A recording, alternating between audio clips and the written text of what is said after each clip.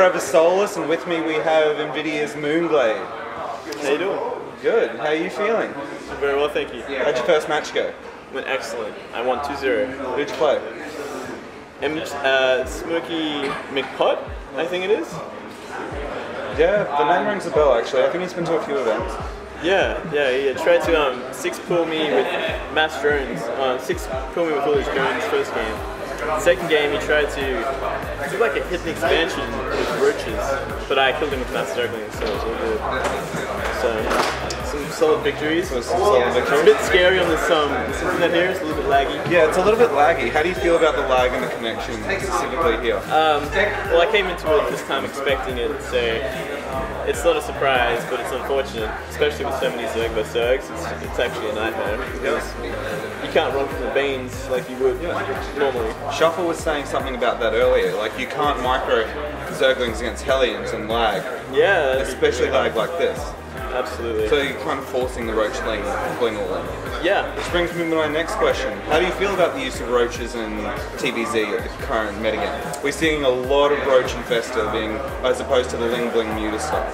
Yeah. I think it's very solid, especially with the early aggression they're doing against greedy Terrans these days. You go like Hellions with 2 command centers, like a roach Zergling or a roach Baneling, very strong, super strong.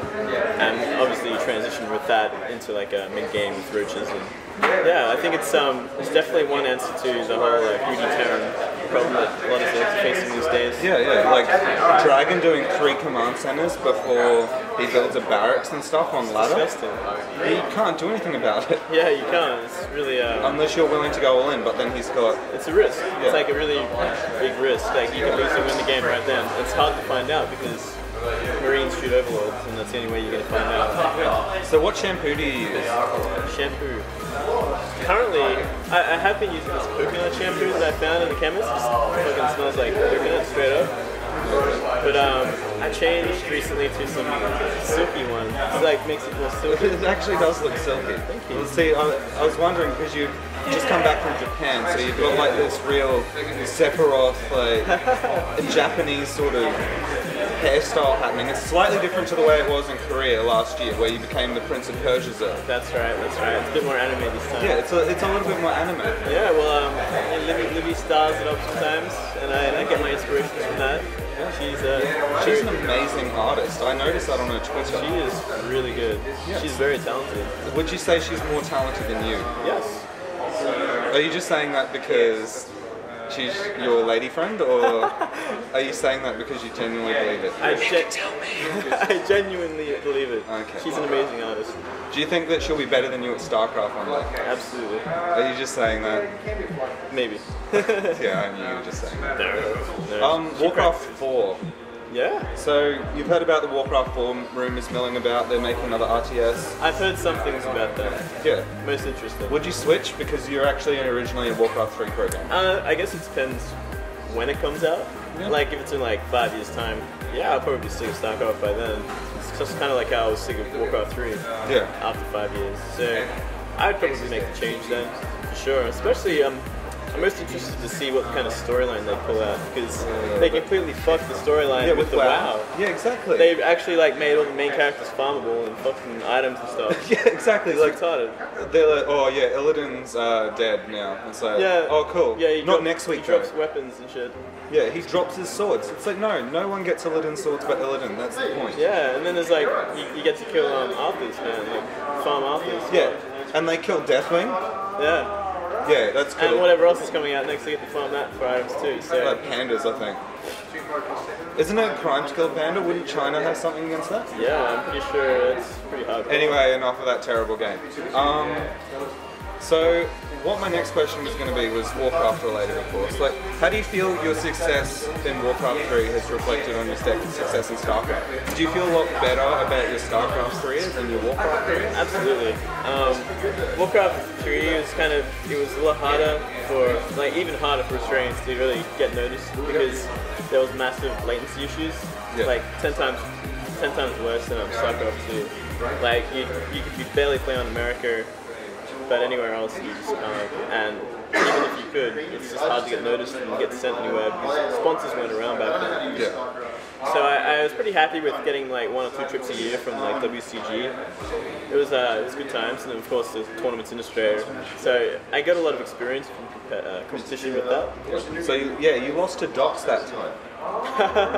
Which time was that? So you what WCG was it?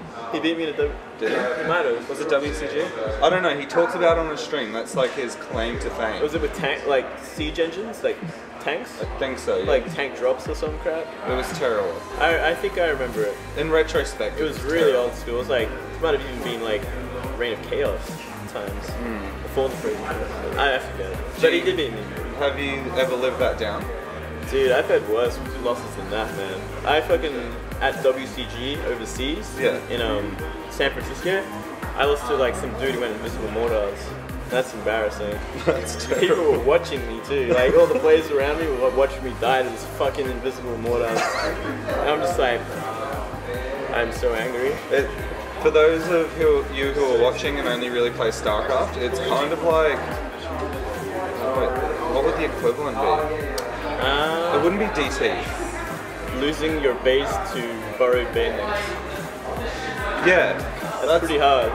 Yeah, you can't lose your base to borrowed banelings. Well, you can if they roll like, up and then borrow and then explode. That's the only way it's going to happen. And that's terrible. That's the equivalent. So that's your biggest shame in gaming so far? Yes. There's a Canadian player too. I forget his name there. Just some random kid. Cheesy fucking kid. So let's go to your time in Korea. That's what I want to talk about. So you spent some time in South Korea when you were with FXO last year. I did. How did you feel about the atmosphere of Korea and staying in the GOM house and the World Championship specifically? Well, staying in the GOM house to begin with for the first couple of months, really, it wasn't that great because they actually hadn't set anything up for us. Like, there was no PCs, and we kind of had to go to a net cafe every day to play, which was kind of a bummer, but I was grateful to have somewhere to stay for free, of course. Yeah. So it wasn't absolutely terrible, but it was definitely. It wasn't the best experience, and after that, it's of course it's pretty hard because the language barrier is so great there. Like no one's speaking English, and food kind of takes some getting used to, but you end up really enjoying it, I think. But I guess it depends on the person. So that compared to Japan, how did you find your experience in Japan? Well, Japan seems a lot more tourist friendly, so it's a lot easier to get around, and I think it's just it's a lot more unique. Yeah. And it's so much cultural cultural, like unique culture and food. And how'd you find the food? They eat a lot of fish there, and like I'm not a big fish person, really? so I'm a big fish person. I enjoy some sushi. I love it. So I'll take you back to playing conditions. Like, how do you normally play? How do you normally prepare? Like, I know you're a ladder freak, and like a lot of people who have interviewed you, you've said that you prefer to play ladder. Yeah. Now that you're a part of NVIDIA and you've got Rossi, Pinder, you've got Yoon, and you've got Docs, for getting a player on Death. Yes, Death. I haven't seen him around in a little while, so. Now you've got these players to specifically practice with. Have you sort of changed the way you practice? Yeah. Slowly getting more used to custom gaming with them. I've custom game with Pinder and Death a few times. Death mostly, actually. He's got really strong macro TVT. Yeah. So it's really a pleasure to play him, and it's kind of slumping after Japan. Yeah. Japan. So it was really he got me back into it a lot. So that was good. So it's really useful having a team and custom gaming with them for sure. Yeah. So how's your setup at home? Like, when you're playing, what do you like to do to sort of get in the zone? How would you encourage other people to sort of get into a good mindset to ladder, to get into a good mindset to compete, especially in SEA where we have a lot of online tournaments? Well, I guess for me, it's about not being tired, having normal food, and eating well and being healthy is something I really look towards. And really, I wake up for like an hour, have breakfast, then after I've had breakfast, I'll sit down, maybe with a drink of tea or something, and if I'm practicing that day, I'll just start laddering.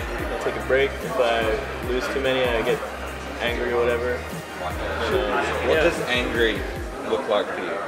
Not much. It's basically just me sitting there and maybe like bad look in my face. I don't usually like freak out or anything.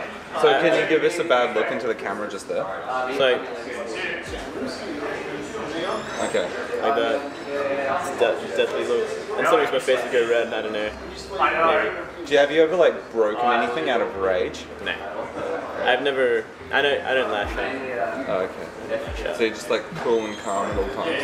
Yeah. Well, I get angry, but I don't take it to that level. It's no point.